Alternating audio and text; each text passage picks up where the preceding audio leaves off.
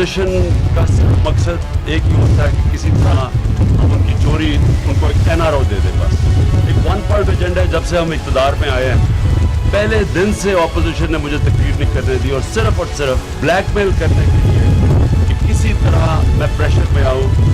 और मैं भी जो जनरल मुशर्रफ ने इन दोनों लीडरान को जो आज जेल में हैं इन दोनों को NRO दिया। मैं फिर से कहता हूँ कि उन दो NRO ने 10 सालों में पिछले 10 सालों में पाकिस्तान के ऊपर 24,000 अरब रुपए का कर्जा चढ़ाया। 6,000 अरब से पाकिस्तान का कर्जा गया है 30,000 अरब पे इन दो NROs की वजह से।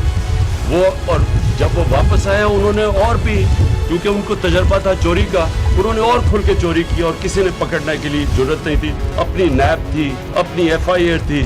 तो ये जो सारे केसेस आज इनके ऊपर हैं जो हमें ब्लैकमेल कर रहे हैं, ये सारे उस दौर के केसेस बने हुए हैं जो कि चुप करके इन्होंने एक दूसरे के खिलाफ रखे हुए थे। इन्होंने केसेस एक दूसरे पे बनाए। हुदैबा पे पेपर मिल पुराना केस था, वो इन्होंने रखा हुआ था एक दूसरे के ऊपर। सरेमल पुराने केस थे।